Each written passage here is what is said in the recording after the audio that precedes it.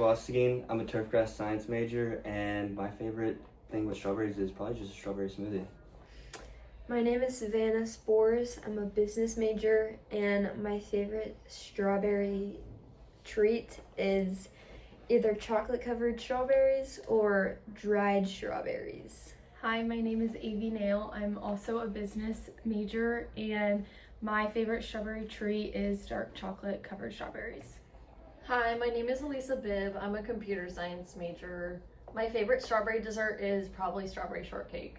Hi, I'm Allison King. I'm a turfgrass science major, and my favorite strawberry treat is a cream cheese Danish thing. Okay, so hi everyone. Today I'm introducing our group project, which focuses on strawberries as our chosen horticultural crop. We decided on strawberries for a few reasons. First, they are a fruit almost everyone is familiar with, and because of that, they make the topic easy to connect to. But beyond being popular, strawberries are actually a really interesting crop from a horticultural standpoint. They grow quickly, they require pretty specific conditions, and they are a good example of how things like soil type, watering method, pest, and temperature all play a huge role in successful production. So choosing strawberries let us cover a lot of important horticultural ideas without making the project overcomplicated. Our project itself is a slideshow. We wanted to give a clear, organized overview of what it takes to grow strawberries successfully. The assignment asks us to think about horticultural best practices and to divide the project evenly among all of our team members. So that's exactly what we did. Each person took responsibility for one section of the topic. For example, someone focused on site and soil requirements, someone else looked into irrigation and watering needs, another person researched pests and diseases, and so on. This helped us make sure everyone contributed and that our information stayed detailed and accurate. Throughout the slideshow, we tried to explain things in a way that's easy to understand, even if you've never grown anything before. We talk about what strawberries need to thrive, why certain cultivation methods are used, and some common problems growers run into. We also made sure the presentation flowed logically, starting with the basics of the plant itself, then moving into growing conditions, challenges, and overall best practices. Overall, our main goal was to create a presentation that not only teaches the basics of strawberries production, but also shows how horticultural involves a mix of science, planning, and real-world problem solving. By the end of the slideshow, you should have a good sense of what it takes to grow strawberries successfully and why they are such an interesting crop to study. So with that, I'll go ahead and start the presentation. Thanks for watching, and we hope you enjoy learning about strawberries as much as we did while putting this project together. That's your slide too. All right, for the crop introduction, we're going to go over the scientific name, the origin, the economic importance, and the U.S. production of it. Looking at the scientific name for the common garden strawberry is Fragaria ananassa. The X symbol means that it's a hybrid species, meaning it came from the natural cross of two different wild strawberries. This hybridization is what gives us the large, juicy strawberries we know today. The origin of modern strawberries was cultivated in the 18th century in Europe. It is a mix between a North American strand and a Chilean species, the Chilean species had a larger fruit and the North American had great flavor. Combining these two traits produced a brand new, superior strawberry that quickly spread across Europe and later the rest of the world. Looking at the economic importance, strawberries are one of the most profitable small fruits grown globally because they can be sold in many forms: fresh, frozen, canned, dried, and even made into jams and desserts. Their bright color, sweetness, and versatility makes them one of the most popular fruits, which keeps demand extremely high. Worldwide, strawberries bring in billions of dollars annually and are a major part of the fruit market. In the U.S., the United States is one of the largest producers of strawberries. California is especially important. It grows between 85 and 90% of all strawberries in the U.S. because of its long growing season and ideal coastal climate. Florida also plays a big role in winter production, allowing strawberries to grow to be available year-round. The help in rural economies. Strawberry farming is very labor-intensive, which means it provides a lot of jobs in rural communities. Many small family farms depend on strawberries as a high-value crop that brings in more income per acre compared to many other fruits. Since consumer demand stays strong every year, strawberries continue to support both small farms and large-scale commercial growers. And next, Allison. Oh, yes. Today we'll be talking about strawberries, specifically the climate, the soil conditions, and what they need to grow. And also how they're populated, water, nutrients, and management to make a healthy plant. Strawberries grow in the best temperature climates with mild winters and warm summers. The ideal temperature range for strawberry growth is 60 to 80 degrees Fahrenheit.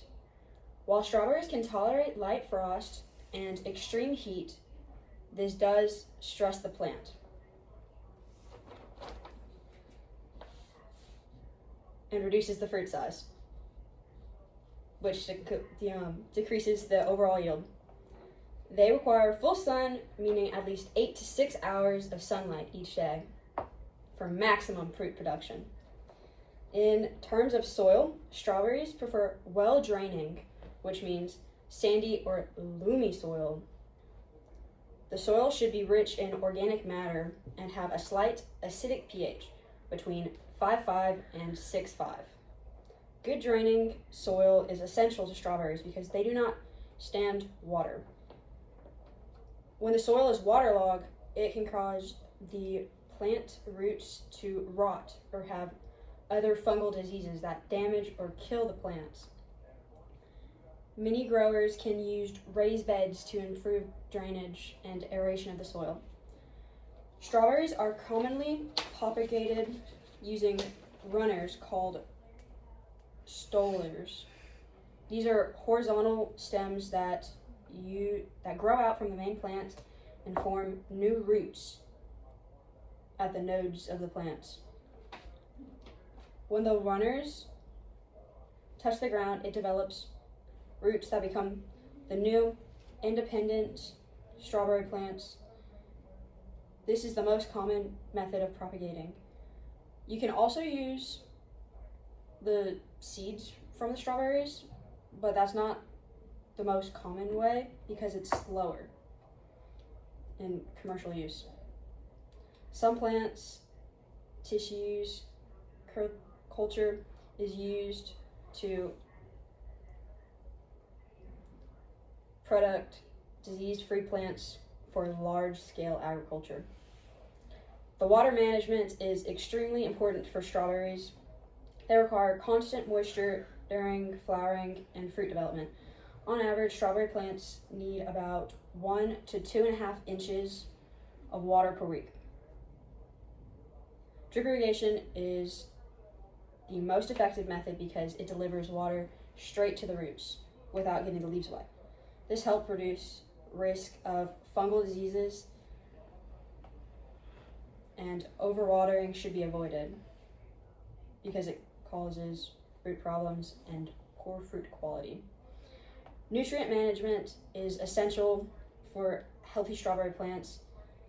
Strawberries need balanced supplies of nitrogen, phosphorus, and potassium. Nitrogen helps promote leaf growth,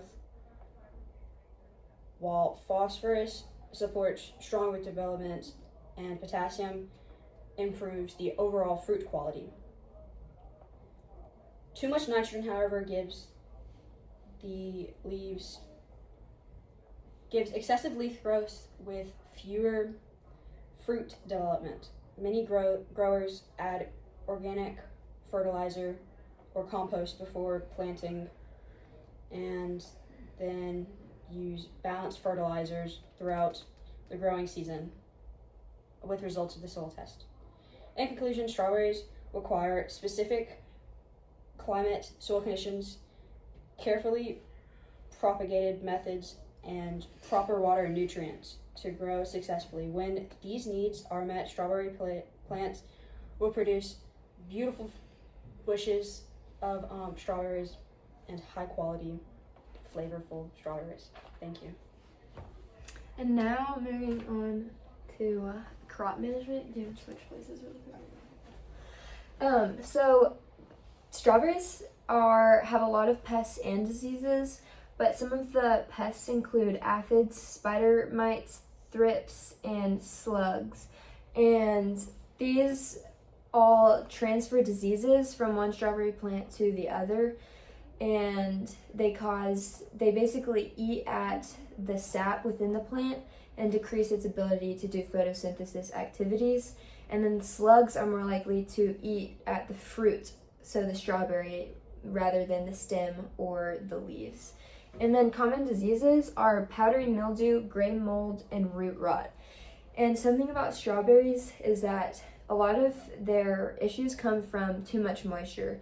So it's important to, like the powdery mildew. This is an example of what the powdery mildew looks like. It's basically a white layer that covers the strawberry and the greenery of the plant, and it just decreases its ability to carry out basic functions. And then other diseases like root rot is very common because it's hard to get the right moisture level without the correct controls. So you really have to know how the strawberry plant works. But basically it's whenever the root gets too moist and doesn't have the resources, the right balance of resources that it needs. So it's very important to keep an eye on the moisture of strawberries. And then, so by doing this, or in order to fix those things, you can do consistent inspections, and that includes like looking under the leaf to see if there's bugs or mites. Sometimes people put sticky traps down to collect the bugs and to decrease the amount of them on the plants, and activities like that. That also leads into the cultural controls. So there's things that you can do like spacing, which is planting the strawberry plants enough distance away from each other to where they can both sprout and that they aren't competing for too many resources. And then also raised beds helps prevent root rot because it makes sure that there's not too much moisture packed all in there, so that the beds are raised and it decreases the moisture. And then one of the last ways is to do drip irrigation, which is one of the types of irrigation that we learned about, and it basically brings the water directly to the root and to the stem of the strawberry plant so that it's able to not be spread over the whole plant and not be drowned in water, so it's more effective. And then some of the pruning and training that you can do is removing the runners to boost the fruit yield, which is something that we talked about in class as well. And it's basically where strawberries grow on a runner and you can take off certain pieces of that so that the rest of the plant has more sunlight and oxygen and airflow to be able to breathe. Also, you can thin older diseased plants, so pick off any fruits that are diseased or have gone bad, and take off any leaves as well, leaves or fruit.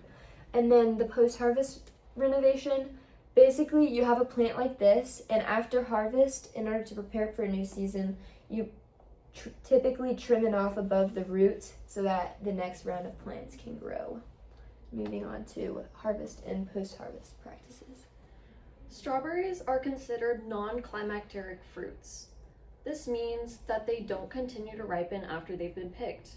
This is because there is no burst of respiration or production of the hormone ethylene that triggers the ripening process after they've been picked. So, strawberries must be picked when fully ripe in order to achieve their best quality, as they stop maturing, gaining flavor, or increasing in sugar once picked. They must be harvested every 1 to 3 days from early July through October, or until the plants are killed by frost or stop producing. All of the strawberries must be picked whenever they are completely ripe, and not all strawberries will ripen at the same exact time. This is why it's important that the strawberries are harvested every 1 to 3 days in order to pick each berry at the maximum level of ripeness. You can harvest the strawberries by gently pinching the stem about 1/4 inch above the berry with your thumb and index finger and placing them carefully in a container. The best time to harvest is in the morning after the dew has evaporated but while the berries are still cool. Before picking, it is important to be wary of disease or rot within the strawberry plants. So make sure you get rid of any rotting or moldy berries you see in order to prevent and stop disease spread. You should only pick berries that are uniformly red all the way around. Avoid any with green or white spots as they are typically underripe. Leaving them on the plant is the best way to ensure that they are fully ripe and sweet. The berries are very fragile, so you must handle them carefully in order to avoid bruising the fragile skin. Cool them quickly immediately after picking, hopefully an hour after you pick them, and store them in an unwashed single layer in a shallow container in the refrigerator, and wash them just before use. To wash, rinse gently under cold water, but don't let them soak. For longer storage, consider freezing them. Strawberries are very fragile and spoil quickly in heat, so keep them out of direct sun. You can avoid bruising the fruit by not overfilling storage containers, and you can use clean, suitable materials for harvesting crates. Place boards between the layers of fruit if needed to prevent crushing. Strawberries ideally need to be stored close to 32 degrees. As soon as you can, keep them in a cool environment, ideally an hour or less after picking. Remove any bruised or damaged berries before storing to prevent spoilage from spreading. Don't wash strawberries until you are ready to eat them, as moisture accelerates spoilage. It's most important to remember that strawberries are non-climacteric fruits and that they need to be picked only when they are fully ripe. They need to be handled gently, and they need to be protected from heat and moisture in order to prevent spoilage and disease spread.